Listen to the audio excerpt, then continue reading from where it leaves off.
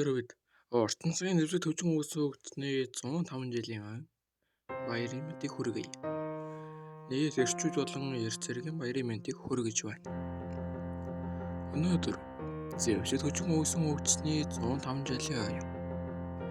Харин тэгвэл энэ агуу их нэвсэг төвчнийг суурийг төвсөн. Эзэн могд Чингис хааны үеийн нэвсэг төвчин ямархуу тактикаар ямар зэвсгүүдээр тоноглож байсныг өнөөдөр ярих болно. Их Монгол улсын 9 төрлийн хохор зэвсэг. Хохор зэвсэг гэдэг нь бол энгийн утгаас арай жоохон уртвтар утга юм л да. Сэлэн ихтэй биш. 5 төрлийн уртын нэвсэг. Уртын нэвсэг гэхээр та нар сэлэн бодож байна. Гэхдээ сэлэн боловч Монгол илд хориглолтын зэвсэг болох одоо энэ хориглосон модон сараалжин юу 3 үзүүртэй бөмбөлгөн хатаас дашт болон галт зэвсэг бүрэн их буу гэх мэт нийт 16 төрлийн хэлбэрийн зэвсэг хэрэгжилж байжээ. Мөн нийт 15 төрлийн хэлбэрийн байлдааны хэрэгсэлтэй байж. Дээрийн дотроос Монгол зэргийн агсамжийг бүрдүүлж гол зэвсэг нь ном сум байлдааны гол хэрэгсэл зэвлэх морь байсан. Есүс Уолтерийн өгүүлсэн галын хүч хийгээд арилтын хүчийг хавсрах ээлжлэх цохилт их боломж олгож тэр нь гагцгүй шигүү жагсаалгаар буюу бөөн хүчээр төрөвт арилтын хүчинд дулдуудж асан дайснуудаа амагт баг орхирдлогоор ялан дийлэх нөхцөлийг бүрдүүлж өгдөг байв. Зэвлэх морь гэдэг нь Монгол зэргийн байлдааны гол тэр үед зэвлэх морь гэж нэрлэж байсан юм.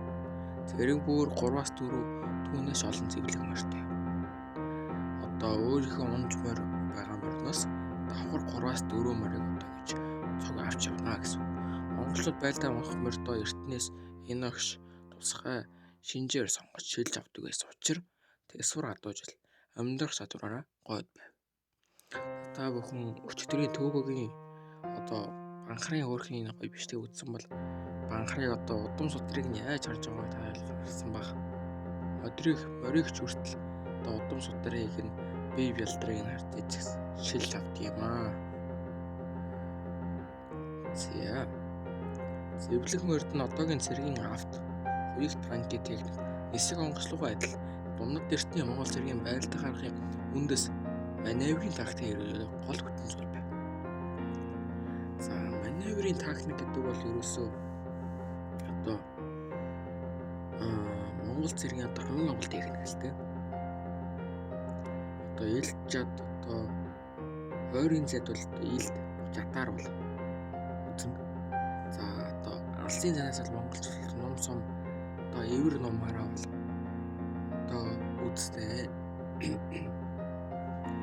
Би хамгаалалт бол хуйг дуулах бус харин салхи сэрүүлэн хүлэн морд байсан учраас Монгол цэргийн тактик хүсгүй хөдөлгөөнд үндэслэн маневрын тактик гэж. Манай өвгөөгийн ярьж байгаагаар ер нь ном судаг уншихад монголчууд ингээд ийм өргөө удан талхтай учраас тал нутад ярил л дайсны тал 100 зэрэгтэй багт Монголын дэлхийд 50 зэрэг орж ирээд нийлээд хэдэн зэрэг ингээд энэ саалтангууд 10-аас зэрэг болгоод бууж үжих юм шиг хошоо сухтаад мод юм уу голын өвөө газар байгаа юм өрөөс бурах хэвээр юм газар өөр жоохон мэддэг газрыг оруулж ирэнгүүт тэнд их манай талын олон 100-аад зэрэг төрлөж идсэн баггүй 50 зэрэг. Тэгэхээр яг маш нөгөө орж ирсэн хүмүүс бид нар ялцлаа яана бөөнөрөө ялцсан шүү гэж орж ирээд ойд исэн 100 зэрэгт ямар ч юу өөр ялгдлгүйгээр хосуулж байгаа юм л да. Хоёр дахь тактик нь болохоор олуулаа бүсэлж авна. Урд нь бүсэлж аваад дунд нь нэг жижигхэн зай гаргаж аваад шахаж агаад манайхаас 100 зэрэг тойроод голдоо 50 зэрэг хийж агаад цэргүүд нөгөө ямар гоё юм бэ те ингээд гарчсан ч бөөнөрөө зүгтгоо дахиад бөөнөрөө бүсэлж дахиад алаа дахиж бүсэлж ийм баг багаар маневрын хатаг гэсэн юм байна л да. За цэргийн гол зэвсэг нь эвэр ном. За эвэр ном бол одоо хулсаар хийгээд янгар болон усны үхрийн одоо эврээр нийлэг хийж наадаг байсан. Одоо буг үхэр адуу дэмээ зэрэг одоо амтны шүрмэлсэн сор могоо юм уу загсны арьс бугны эвэр хусны үс зэрэг одоо хусны үс зэрэг олон зүйл хэрэгэлдэг юм аа. За эртний дунд талдаа тууш 15-аас 27 км урт эвэр наалттай алингаар дунд талдаа тууш эвэр наалтаас нэгдлийн бүрний хэсэгтээ бас эвэр наалттай тэгш бус хэмт эртэгч ном хийчрийн үзүүртэй эвэр зуул анговчтой эвэр ном шүрмөсний хотоор нарийн төмөр дурнасан бол болд ширхэх ном буюу төмөр ширхэх ном олон төрлөд ном хэрэглэж байсан юм аа. Тиймээс орой өвөр хос онны эгийг нь ойрын татнууг нь олон зэд гаргадаг. За ер нь бол ном сумны төвд одоо дүүрэн зэвтэй одоо 3 садагтай одоо хойно үүрдэг юм л дээ 60-аас 90 ширхэг сумтай. За тэгээд одоо ингээд дунд Монгол цэргийн хамгийн зөөлөн номд 30 орчим килограммын баталтай байсан бөгөөд нийт номер 20-оос 30 алтметр хэрв аргыг урт харавдаг байсан. За хамгийн хүчит хатуу ном төмөр болон буюу болд ширхэх ном нь 70-аас 80 кг-ийн баггүй байна. За Монгол цэргийн тусгалан нь бол номсны тусгал 200-300 дагалсын сайдынхаа 600-700 м зайд одоо ингээд харавдаг байсан. Зэвс хон байлдааны наад нь саний агнуурын гэсэн 3 одоо зориулттай олон хэлбэртэй байсан. За байлдааны бүхэл төрөлтөө сумын ерөнхийдөө зэв гэж нэрлэдэг одоо та бүхэн Чингисийн Раян дайны үед Чингисийн нэг морийг нэг одоо өхөн ингээд одоо харавсан чинь хоньныхын эвэн тэр морины хүзэн ус газарны хасан чинь Чингис хаан ингээд алгаж байгаа хасран за та нараас хэн ястаа үнчээр элстийн та нарыг яа гэж нэг хүн босч. За би тэгс юм аа гэж Чингис чамаа зэв гэж нэрлээ өн чөтөр. Чамаа өршөөгөөд өөрөө туслахаа болгоё гэдэг зэв гэж нэрлдэг суудаа байдаг.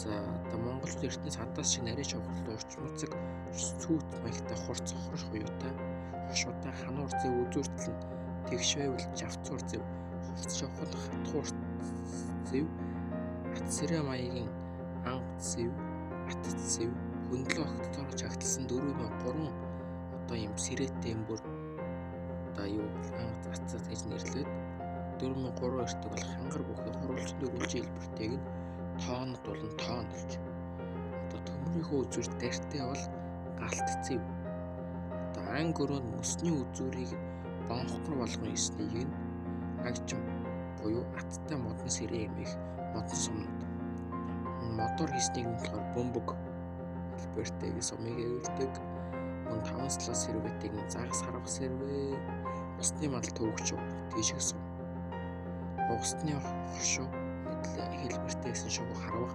элийн сүүлсэн туулаа шувуу харавах тэлэг сэрэ бодон гахай барс зэрэг том амтаагдах морч хар барс харавах сум гэх мэт олон төрөл одоо төмөрлөх шилж байсан зүгээр л нэг энгийн сум биш.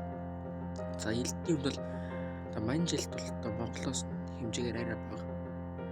За ер нь бол элд гэдэг бол яг монголчууд эргэлдэг элдтэй Монгол хятад манжууд эргэлдэг. Сэлэн гэдэг бол ерөнхий нэршил. Нэг бол 60 см-аас урт байруулыг тооцохгүйгээр за хоёр талдаа эртээ дам дэм элд одоо хоёр хорт үзүүртэй одоо нэг талдаа эртээ хотхор элд одоо олонч нэрийн мэдгүйгээс болоод ихтэй бятгар элд гэж ярьдаг. За өргөн мөртөө гурван талдаа шулуун байлгын шөр элд за тэгээд ер нь тусгаар технологиор боловсруулж идэг. За тэгээд давхар гэр суулгадаг одоо гам болт гянт данзан альбан зэрэг хатууруулж байцыг бол ашигладаг. За их хааны шадар эсгтний натураас ээлжийн харуул манаанд гарч буй хорчин нурхаг болон хэвтүү сэргийн нас хэмжийг ээж бүрдэл заавал байх ёстой. Зэвсгийн нэгэн дөөрч чад хэмээх тусгай эзэн яд байсан. За ер нь зарим үе чадгүй хөвжсэн Монгол цэрэг одоо Монгол цэргүүд ер нь ихэнхдээ сэрвэт чадыг ашигладаг. За ер нь заавал байх ёстой зэвсэг нь бол дөөрч чад. За тэгээд туурт иштэй бод морин чад жалан буюу хануур чад хэмээх шидэгч чад охор юм жоохон богино хутгамж гэх юм. Толон төрсөн чадтай байсан. За Эртний Монгол цэрэг дээр үндэслэн гол гэж одоо болох зэвсгээс гадна мөн олон төрлийн өөрмөт зэвсэгтэй байсан. Одоо хэд хутгаас гадна сумч хутга 1818 онд одоо Парисын нэгэн бомбыг дайлж асан Орос цайрын бүлгэнд байсан халимаг царай 2 дугаар орооных нь бугуйл хэрглэж Францын цэргүүдийг цаламдан аваад байсан. Франц ихэд зочрож байсан. Тэгэхээр үүс манай халимгууд ч гэсэн одоо манай нэг үндэстэй учраас дэлхийд зочроод явсан удаа байна.